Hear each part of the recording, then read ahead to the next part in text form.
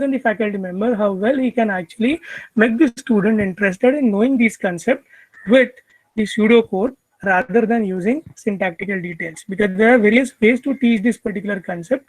Some of you might feel that giving syntactical sugar is more important than giving the concepts, but I feel as far as this subject is concerned, in this particular module, we should focus more on the conceptual background rather than the syntax for that particular uh, paradigm. Okay. Now going ahead, the textbooks for this particular module. So you can use ScotML Programming Language Pragmatics Third Edition, Chapter 1, Section 1.1 to 1.5 for introducing different programming paradigms, different programming languages, their relationship with each other, how they are similar, how they are different.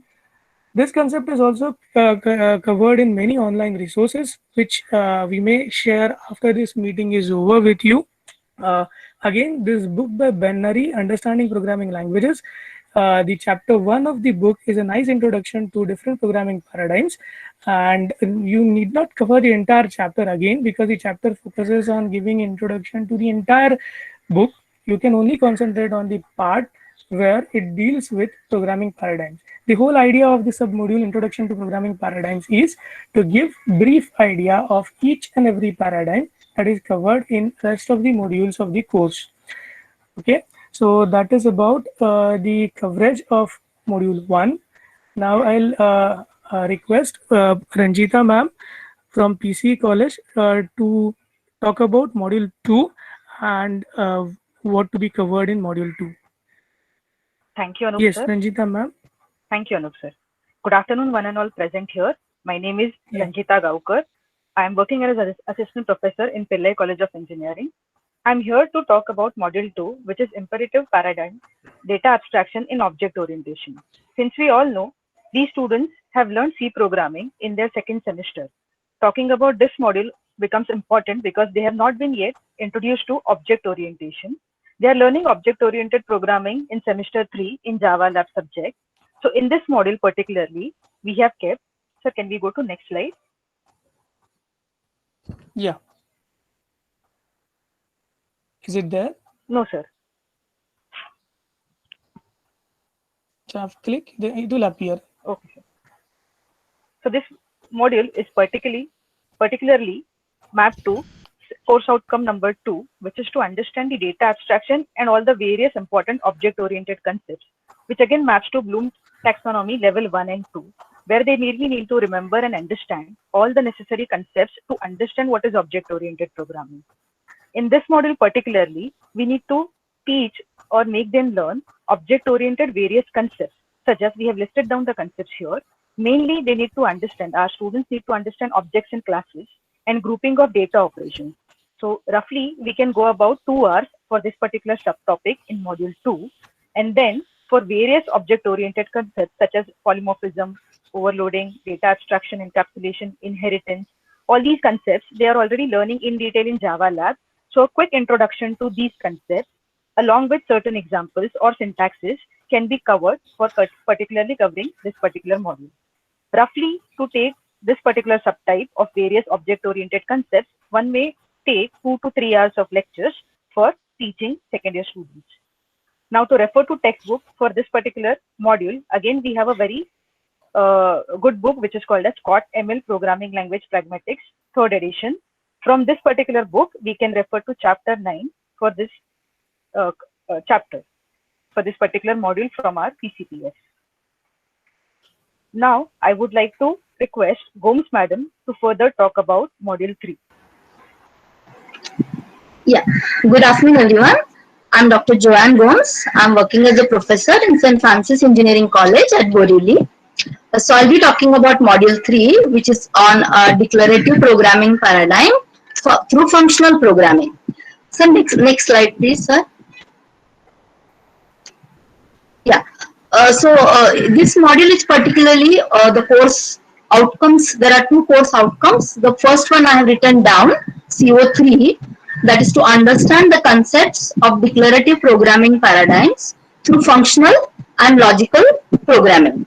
So now this particular course outcome, since we just want student to understand and recall the concepts taught for doing some programs. So it is taking students to learning level 1 and 2 of Bloom's taxonomy. The next course outcome is to design and develop programs based on this particular paradigm using functional programming. So now why we have mapped this to level 6, that is the highest level of Bloom's taxonomy, is because if you see in the syllabus, this particular module will have a lot of programs to be done by students, and we expect them to do towards end some small kind of design and develop some their own program. So to some extent, this module can take students learning level to the level 6 of Bloom's taxonomy. So next slide, sir, please. Yeah.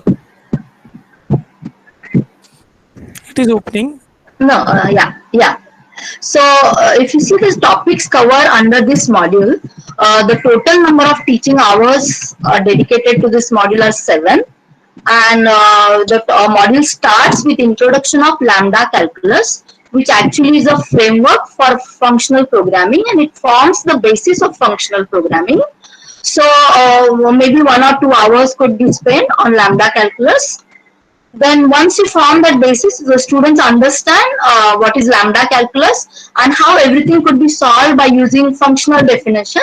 Then we can come to the functional programming concepts. The concepts like what is meant by what are different kinds of functions, like pure functions or higher order functions, the first order functions.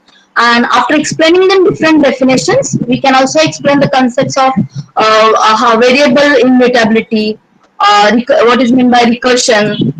Then we can also talk about referential transparency, what is meant by lazy evaluation. So there are lots of concepts before starting actually doing the programming using the functional programming language. So this particular second subtopic, we have to form the basis of students so that they will be able to do some kind of programs, small programs I mean. Then so 1 or 2 hours again can go here. So we can have lambda calculus, it's just introductory part. Depending upon, like if you feel 1 hour could be given for lambda calculus and functional concept could be 2 hours could be taken, that concepts, then it's fine. You can decide on your own pace. Then going to the third subtopic, evaluation order and higher order functions. So each one we can take it for 1 hour. In evaluation order, we have to explain students that while everything is an expression, while using the functional programming and while evaluating the expression, what could be the order. So it could be explained with the examples. Then going to the higher order functions, what is the concept of higher order function and how it works, again with the example. So each module could take 1 hour. Then going next, IO streams in function programming. So it's related to the file operations, reading, writing file, taking standard input or input from the user. So standard IO things could be told to students. So this module is very big, but again here in the syllabus it's just an introductory part, what is necessary related to just to do the programs related to the files and taking the inputs and displaying the output. So again the depth is not much here, so 1 hour has been dedicated here. And then the next concept is monads. So it is a bit difficult concept and it plays important role also in IO streams. So if students want to go ahead with some complex programming, at least introduction of monads should be done to them. It is just a type class in function programming. And with that, the 7 hours could be distributed tentatively like this, but you can have a variation as per your experience. Coming to the textbook, the whole textbook of Haskell programming we can refer for while teaching this chapter. Why Haskell? Because functional programming language in our syllabus has to be implemented using Haskell programming language. So Graham Hutton's book is good for that. So entire book is talks about Haskell programming. Besides this, chapter 10 of Scott book also you can refer for the concepts of this functional programming. And lots of web resources are available. Mainly Haskell user guide is very useful. For every command you will find it there, and it's really very useful. So that's all about this syllabus.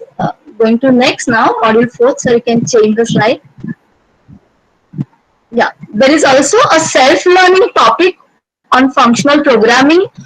Students are expected to do some self-learning. That's why we have mapped it to level 6 of Bloom's taxonomy.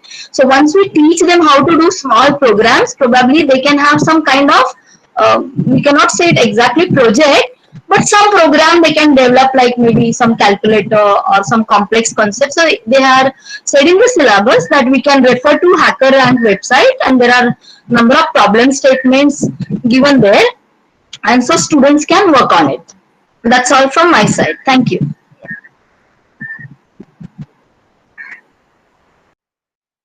Yes, sir. Anup sir, I think presentation is gone.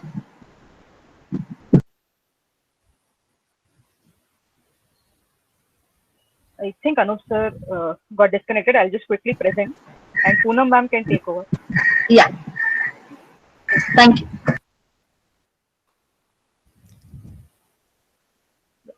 Yeah. Poonam ma'am, is it visible?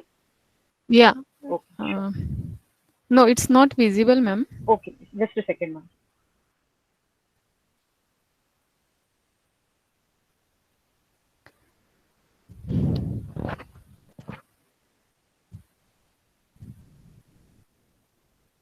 It's visible, ma'am. Thank you, ma'am. Thank you, Gomes, ma'am. Good afternoon, everyone present here.